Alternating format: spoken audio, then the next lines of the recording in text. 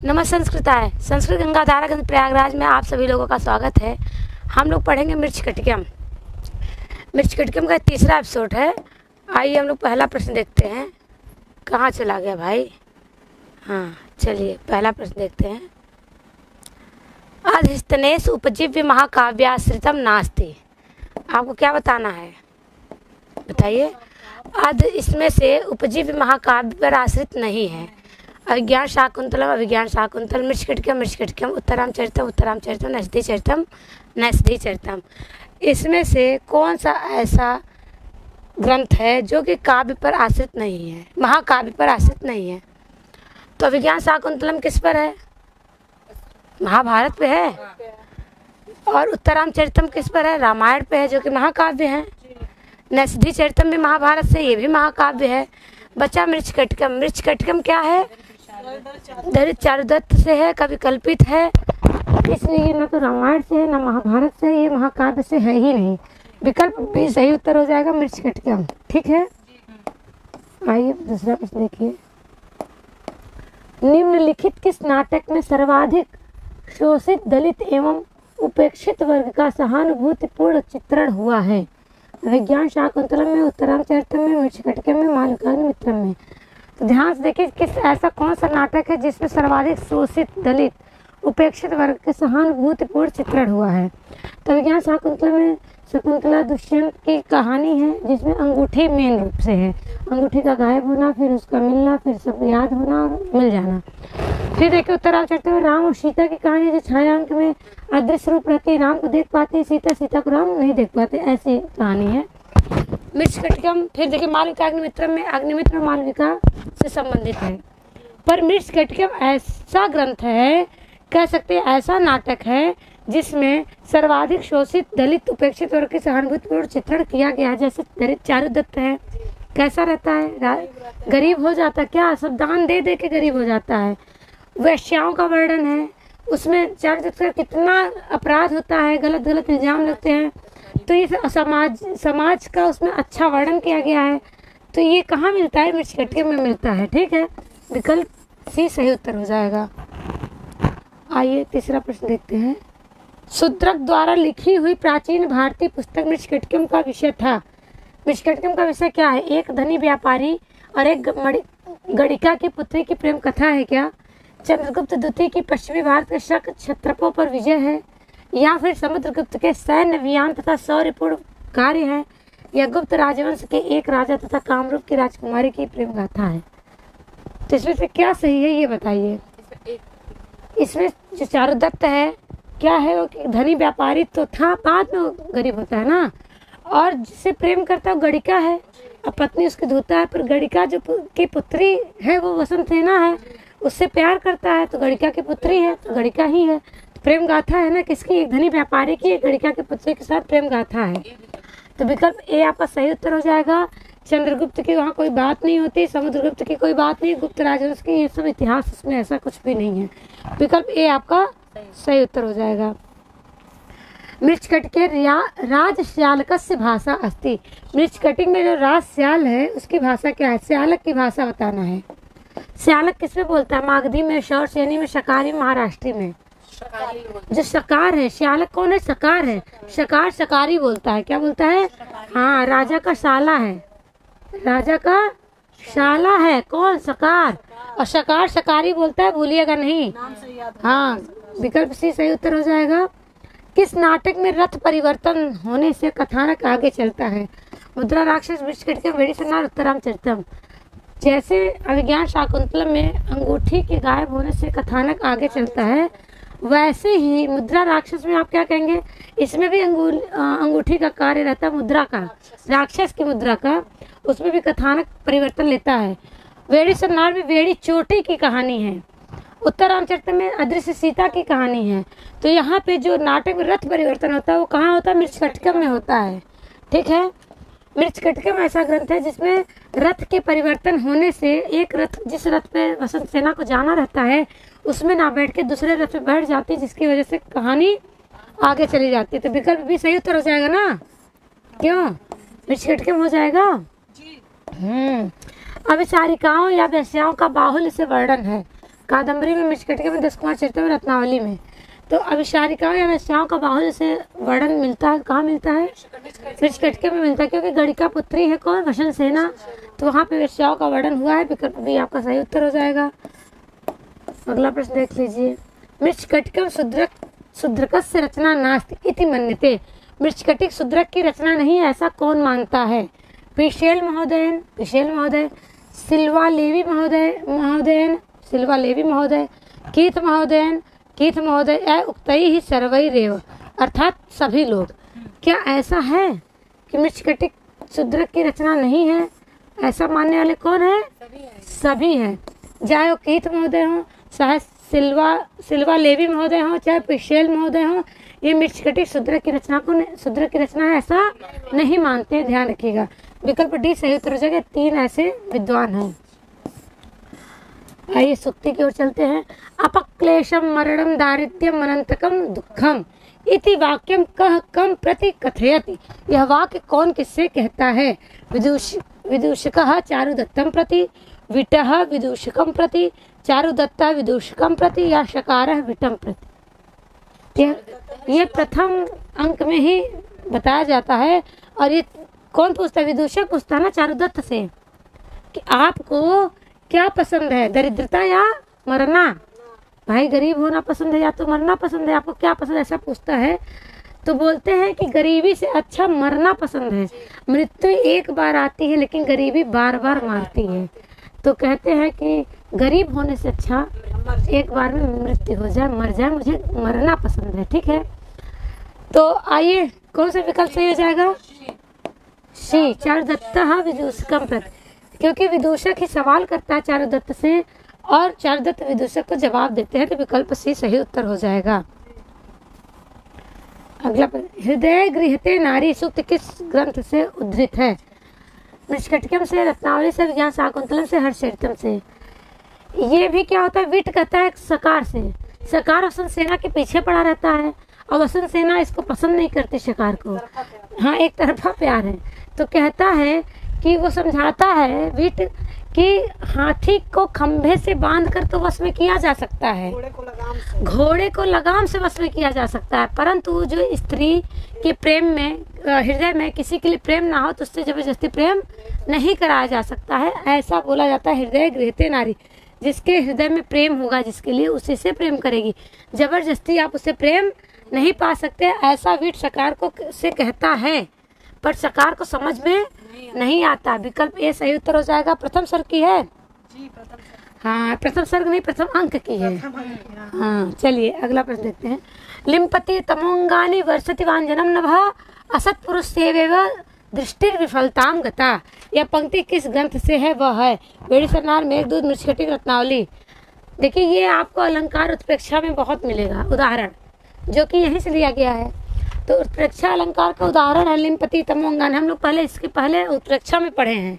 ठीक है, तो क्या कहते हैं कि विट सकार से कहता है, ये भी प्रथम अंक की सुक्ति है। हम इसलिए बता रहे हैं कि जानते रहिए, पूछा जा सकता है किस अंक की है, वक्ता कौन है, कौन किससे कह रहा है ना, किस ग्रंथ की है, ग्रंथ या किस लेखक की है, ऐसा भी कहा जा सकता है।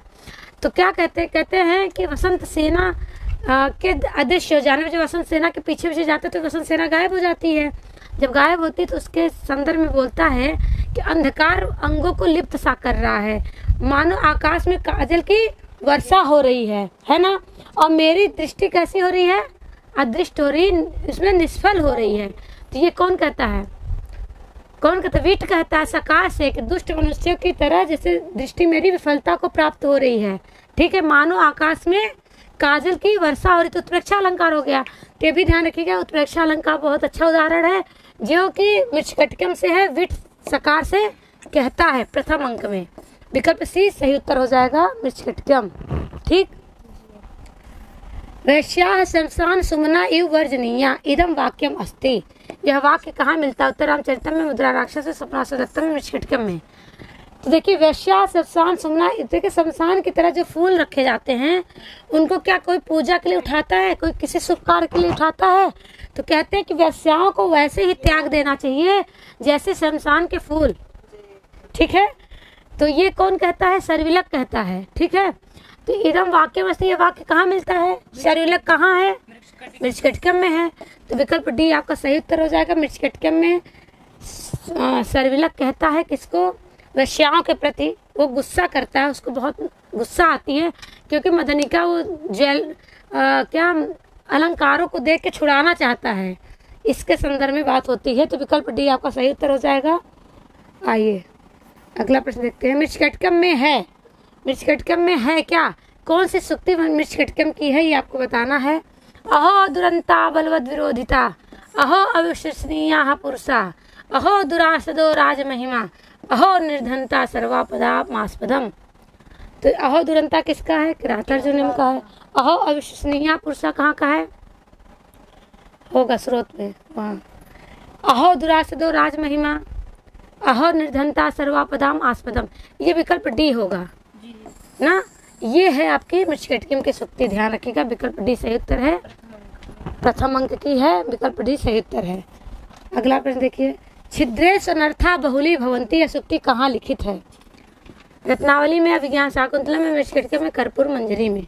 छिद्रेश अनर्था बहुली भवंती कहते हैं जब कष्ट आते हैं, आपत्ति आती है तो अनेक प्रकार से कष्ट और उसके साथ आ जाते हैं।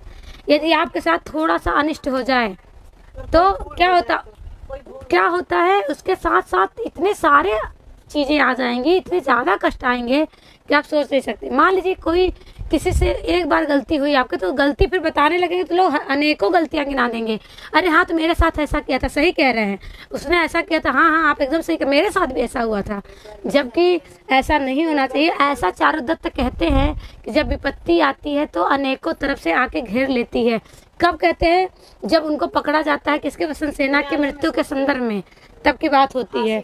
तो छिद्रेश अनर्था बहुली भवंती, जब कष्ट आते तो अनेक तरफ से अनेकों कष्ट आके घेर लेते हैं।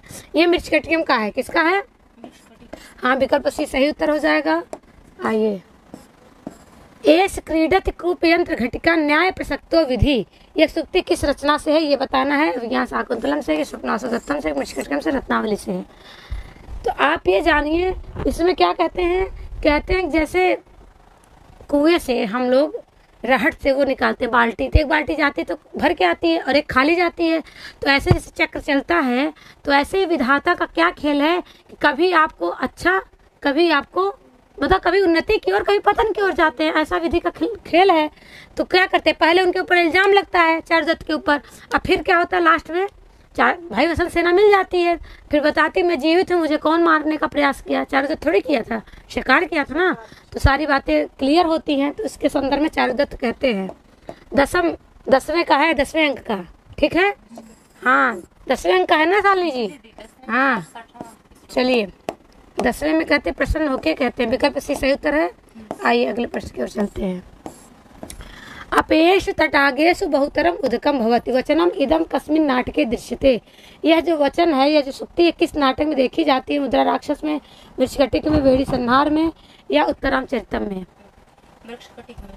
मृच्छकटिक में देखी जाती। कहते हैं जिस जल का, तड़ाक का क्या होता है, पीने योग्य जल नहीं होता, उसमें पानी की मात्रा बहुत होती है। ऐसी बात होती है, सही है भाई। जब कोई पिएगा ही नहीं तो जल कहाँ जाएगा? तो वही कहती, शायद वसंत सेना का कथन है।